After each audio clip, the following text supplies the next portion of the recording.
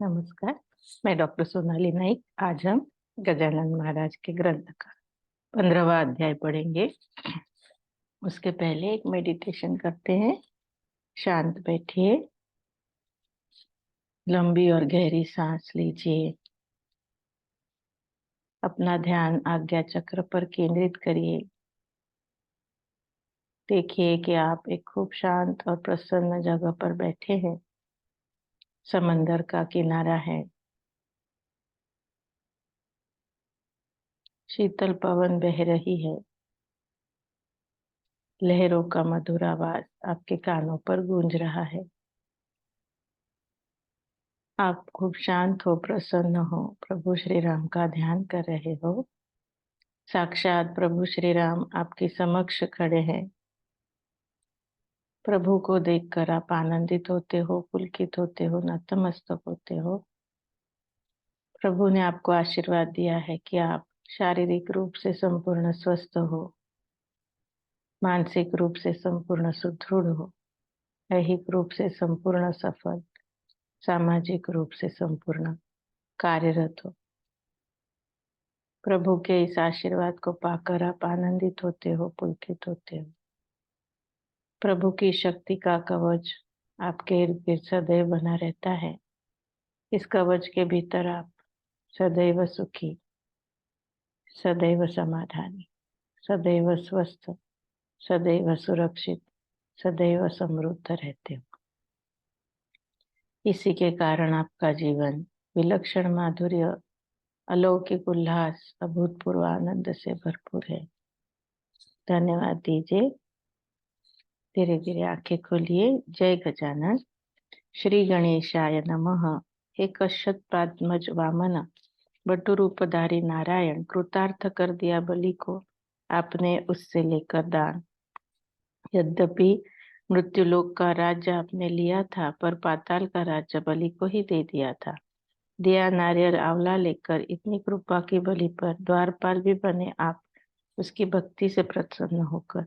इस मनवंतर के बाद देवों पर करेगा राज पुण्यवान बलि, क्योंकि सर पर उसके आपका हाथ। संहिता चारों वेदों की पल में ही कंठस्थ की। हे अनंत भगवंत, प्रखर बुद्धि आपकी। अवतार आपके हुए कई, अवतार पर यह एक ही। ये ऐसा रहा कि इसमें वध किया न आपने एक भी। शत्रु मित्रों के घर दिए जलाए, बिन भेद किए। अतः देव दानवों को आप समान रूप से वंद्य हुए। देवों को प्रसन्नता दी, राक्षसों की भी रक्षा की। इसी अवतार में आपने ईशत्व की सांझ संभाल लिखी। हे वामन, कई नमस्कार आपको मैं रहा हूँ कर। सिर पर दासगणों के अब रखना आप वरद कर। तिलक बाल गंगाधर, महाराष्ट्र का कोहिनूर, राजनीति निपुण था, दूरदृष्टि का था सागर। निज स्वतंत्रता के लिए अविरत प्रयत्न किए, वर्णन क्या मैं करूं उनका, उन्होंने जो साहस किए। कर्तृत्ववान था भीष्म सा, भारत माँ की दीनता दूर करने का प्रण किया, सत्य से नहीं था डिगता। बृहस्पति के समान वाक्पटु थे महान, इनके लेखन से गोरों की बहुत डरती थी जान। केवल अपने कर्तृत्व से, न किसी की मेहरबानी से, लोकमान्य उपाधि मिली उन्हें स्वयं की बहादुरी से। एक बार गए अकोला शहर, शिव जयंती के उत्सव पर व्याख्यान देने के लिए लोगों के अति आग्रह पर। इस अकोला शहर में बहुत ही जोर शोर में बड़े बड़े लोग जुट गए उत्सव की तैयारी में। दामले को लटकर खापरडे ऐसे विद्वान बड़े बड़े अकोले में उत्सव की तैयारी में हुए खड़े। अध्यक्ष उस उत्सव के लोकमान्य तिलक ही थे। नाम उनका सुन प्रसन्न हुए लोग वराड़ के। शिवराया की जयंती मनाई जानी चाहिए थी इस प्रांत में, इसके पहले कारण इसका सुनिए जी। शिवराया की जन्मदात्री वीर माता जिजासती वराड़ प्रांत के ही सिंदखेड़ में जन्मी थी। वीर योद्धा शिवाजी ने जन्म लिया उसके उदर में। वराड़ महाराष्ट्र एक हुए उसी के कारकिर्द में। वराड़ की उनकी माता और महाराष्ट्र के पिता, वह जोड़ा था निस्संशय अनुपम, सबको लगता। उत्सव था शिवाजी का जो कलेजा महाराष्ट्र का, ऊपर से लोकमान्य सा, अध्यक्ष असाधारण उसका। एक माह पूर्व से तैयारी धूमधाम से कर रहे थे सारे जन, बहुत ही आनंद से। अध्यक्ष उपाध्यक्ष चुने, स्वयं सेवक तैयार हुए। तब कई लोगों ने श्रोते विचार ऐसे व्यक्त किए, लाना शिव जयंती उत्सव कोशेगांव के महाराज को। दुग्ध शर्करा योग होगा अगर वे यहाँ आ गए तो। शिवाजी के राष्ट्र कर्म में रामदास स्वामी समर्थ ने आशीष दिया था, फलस्वरूप सफल हुए थे लक्ष्य में।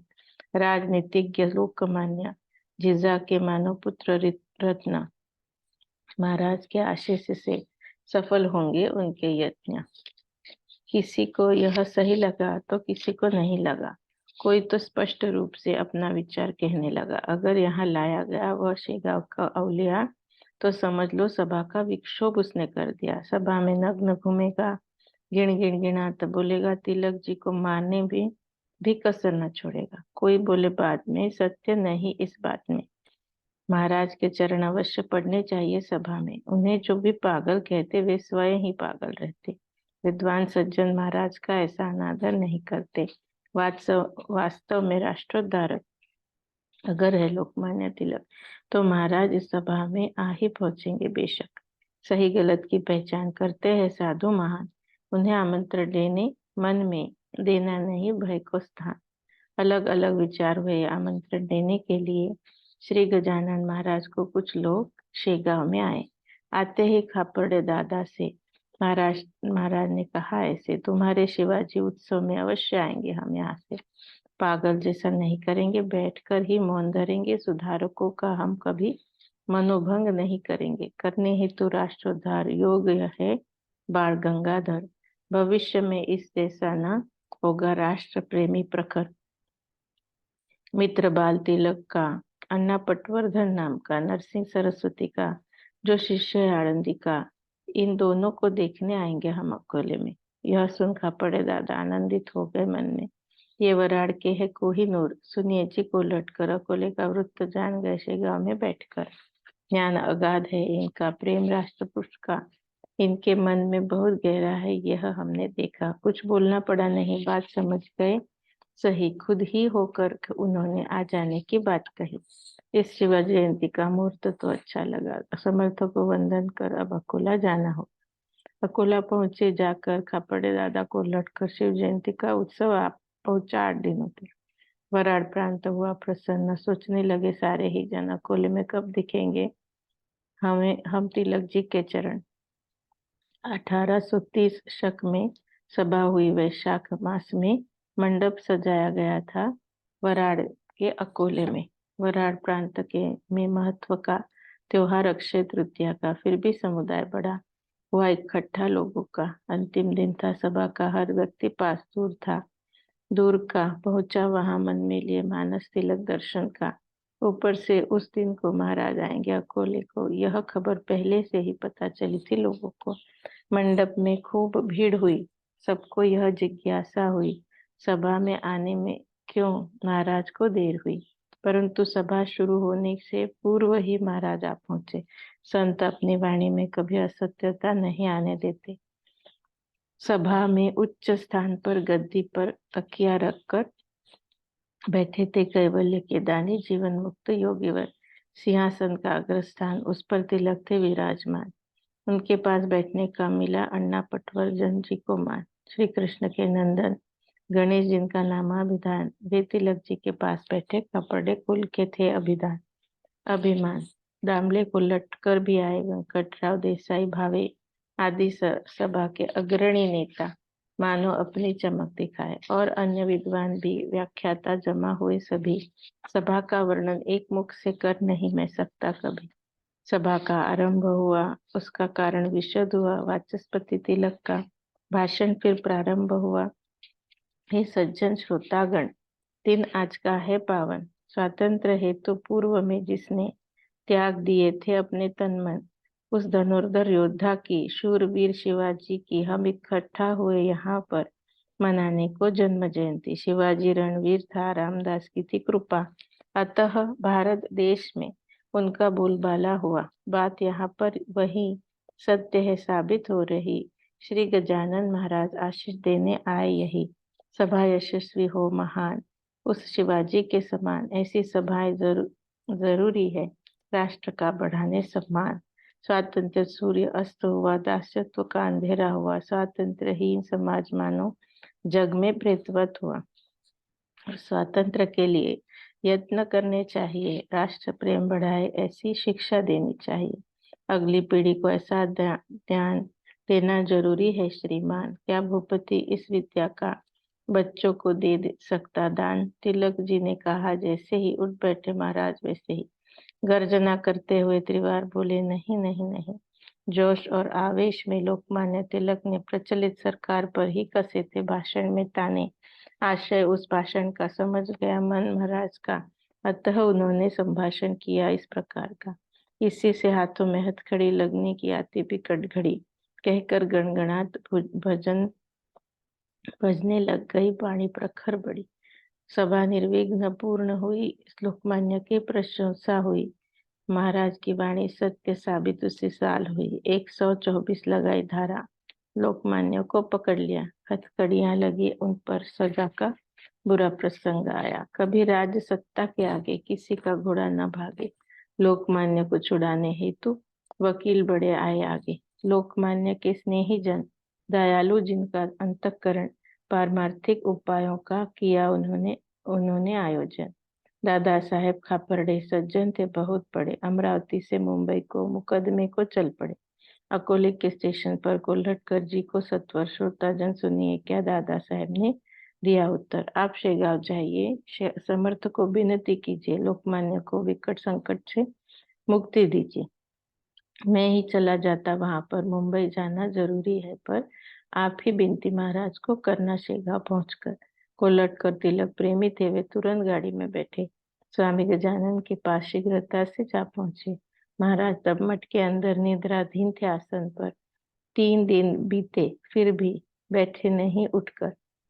तब तक कोल्हटकर भी बैठे ही रहे थे वहीं। दिखावा ढोंग करने वाला ऐसा कभी करता नहीं। लोकमान्य की खूब चिंता मन था करता कोल्हटकर का, अतः उन्होंने कमाल कर दिखा दिया प्रयत्न का। उबाल नहीं अंगार जहाँ, आंसू वहीं है प्यार जहाँ। इस अर्थ का मुहावरा मराठी में जाता कहा। चौथे दिन फिर नयन खुले। महाराज कोल्हटकर को बोले, अपने खूब प्रयत्न किए, लेकिन फल शायद ही मिले। वीर शिवाजी छत्रपति रामदास के प्रिय अति, पर बादशाही राज में उन्हें कैद की सजा हुई ही थी। सज्जनों के तकलीफ बिना राज्य क्रांति होती है ना। कंस का के इतिहास से इस सत्य को समझ लेना। भाकरी यह ज्वार की खिलाइए शीघ्र अति, बाल गंगाधर को तुम देर नहीं करना अभी। इस भाकरी के बल पर कार्य करेगा महत्तर, यद्यपि दूर जाएगा पर इलाज न है कुछ भी उस पर। हुए सुनकर यह उत्तर साशंकित उलटकर भाकरी ली अपने हाथ में, महाराज को वंदन कर भाकरी लेकर पहुंचे मुंबई। तुरंत तिलक जी को खिलाई, अथ से लेकर इति तक शेगांव की कथा सुनाई। यह सुनकर लोगों से बोले, तिलक हंसते हंसते, स्वामी का ज्ञान अगाध सत्य सदैव यह हम देखते। सुनो, बात यह है अटल, यत्न तुम्हारे होंगे निष्फल। स्वार्थ साधु सरकार न्याय की कभी नहीं लेती दखल। स्वार्थ का संबंध नहीं, न्याय याद आए तभी। विश्व का सिद्धांत है यह, झूठ नहीं होता कभी। मेरे हाथों कार्य नेक होने वाला है महान एक। महाराज की इस वाणी में छुपा हुआ है रहस्य एक। भूत भविष्य वर्तमान जानते हैं सज्जन। देखें आगे क्या होता है। हम तो है सामान्य जन। प्रसाद रूप में मिली भाकरी चूर चूर कर खत्म कर दी। दांत नहीं थे मुख में, लेकिन अवमानना होने नहीं दी। सजा सुनाई लोकमान्य को। ब्रह्म देश गए मंडाले को, आकार दिया वहां उन्होंने गीता रहस्य नामक ग्रंथ को। यही कार्य असामान्य उनके हाथों हुआ संपन्न। बाल तिलक बन गए जगत गुरु समान अनन्य। इसी गीता शास्त्र पर हुई टिप्पणियां अपार, उसके वर्णन में अक्षम है मेरे मुझदास की मति लाचार। सज्जनों, हर विद्वान ने कालमान के संदर्भ में गीता का अर्थ विशद किया। विश्व का उद्धार करने किसी ने अद्वैत अर्थ बताया तो किसी ने द्वैत बताया। उसी गीता को किसी ने कर्म का आधार बताया। उसके हाथों से यह महान एक हुआ कार्य इसके बराबर नहीं जग में अन्य कोई कार्य। इसी से बाल गंगाधर जग में होंगे अजरामर। यह ग्रंथ उनकी कीर्ति फैलाएगा विश्व भर। स्वातंत्र भी होता मिलना तो भी यह यश न टिकता इतना। सज्जनों, श्रोताओं, मन में विचार पूर्ण कर देखना। स्वातंत्र तो आता है और चला भी जाता है, इसमें इतना सार नहीं, इससे बस लौकिक नाता है। वैसा न है गीता शास्त्र का, यह तो मोक्ष पद दिलाता। समाज में जो विसंगति हो उससे भी यह दूर भगाता। यावत चंद्र दिवाकर पुरुष पार गंगाधर, कीर्ति रूप में चिरंजीव जग में होंगे निरंतर। अस्तु। करवीर कोल्हापुर का एक चित्त पावन द्विज था। श्रीधर गोविंद काळे ऐसा उस सज्जन का नाम था। अति गरीब हालत में गया अंग्रेजी शाला में, अंग्रेजी सीखने हेतु उत्तीर्ण हुआ मैट्रिक में। फिर गया कॉलेज में, उत्तीर्ण हुआ इंटर में। समाचार पत्र पढ़ता फिरता रहता शहर में। लिया केसरी वृत्तपत्र, उसमें ओयामा टोगो चरित्र पढ़कर उसके मन में एक विचार आया, अतिशीघ्र यंत्र विद्या सीखने को मैं भी जाऊं विदेश को। व्यर्थ में इस धरती पर बाहर बनकर जीना ही क्यों। टोगोयामा ने ऐसा किया। प्रथम ज्ञान प्राप्त किया, बाद में अपने जापान का जग में अभ्युदय किया। मुझे वैसा ही होगा करना, देश का होगा उद्धरना। विचार उसने ऐसा किया, लेकिन उपाय कुछ सूझे ना। धन का प्रबंध था नहीं, कोई मददगार नहीं, अत्यंत निर्धन जो था, कुछ भी कर सका नहीं। गया भंडारा शहर में अपने मित्र से मिलने, जो एक शिक्षक था मनरो हाई स्कूल में। उसके आगे मनोगत श्रीधर ने किया प्रकट। विचार उसे भी भाया, लेकिन पैसे की कहाँ थी जुगत। सुनो मित्र, पैसे बिना जग में नहीं कुछ भी होना। दरिद्री के मन ही मन में बस सपने देखते रहना। चलो अपने गांव को, करवीर कोल्हापुर का, बहुत गर्मी है यहाँ, चलो अपनी जन्मभूमि को। दोनों बैठ गए गाड़ी में। कीर्ति सुनी रास्ते में, महाराज को देखने हेतु उतर गए शेगांव में। पोस्ट मास्टर के द्वार पर सामान रखा सत्वर। महाराज को देखने की थी अधीरता मन के अंदर। दोनों ने मठ में प्रवेश किया, स्वामी को दंडवत किया, उनके सम्मुख दोनों हाथ जोड़ स्थान ग्रहण किया। महाराज समझ गए तुरंत श्रीधर काळे का मनोगत। बोले, पगले परदेश का विचार तो करना मत, सब कुछ तो है यही, भौतिक शास्त्र में अर्थ नहीं। कृतार्थ होगा तो केवल अध्यात्म की विद्या से ही। हुआ श्रीधर के इस कारण विचारों में परिवर्तन। कोल्हापुर की एक व्यक्ति का तब उसे हुआ स्मरण। वे कुम्हार गली के स्वामी थे, कोल्हापुर में रहते थे। इसी प्रकार से वे भी भक्तों से बात करते थे। ये महाराज भी वैसे भाषण करते हैं भक्तों से। इस बात का रहस्य खुल नहीं रहा है मुझसे। श्रीधर सोच रहा था, ऐसे महाराज बोले जोर से, बेकार में जाना नहीं दूर हिंदुस्तान से। अगणित करना पुण्य, तब यहाँ मिलता जन्म। योग सक्षम है भौतिक से, समझ लेना यह मर्म। यह योग जो है जानता भौतिक को, वह नहीं मानता। योग शास्त्र से भी तो अध्यात्म है श्रेष्ठ रहता। यथा संभव वही करना, कहीं भी नहीं आना जाना। महाराज का भाषण में श्रीधर ने आनंद ही माना। उसके विचारों का दिनकर पश्चिम में अस्त होकर पूर्व दिशा में उदित हुआ। प्रसन्न अति हुआ श्रीधर। महान साधु संतों के बिन विचारों में परिवर्तन अन्य कोई न कर सकता। सत्य समझता बस उसका मन। महाराज ने उसको बोला, अभ्युदय तेरा होगा, पत्नी राह देख रही तुझे, कोल्हापुर जाना होगा। अपने मित्र के साथ में लौट जाओ कोल्हापुर में। श्रीधर के यश की उनकी वाणी सत्य हुई वास्तव में। श्रीधर बीए में हुआ, शिवपुरी कॉलेज गया, फिर शिंदे के राज्य में प्राचार्य भी बन गया। चलते बोलते हैं धरती पर संत साक्षात परमेश्वर। धन्य है वे जिन्हें उनकी कृपा का है मिलता वर। स्वामी के दर्शन की माया देखने का योग आया।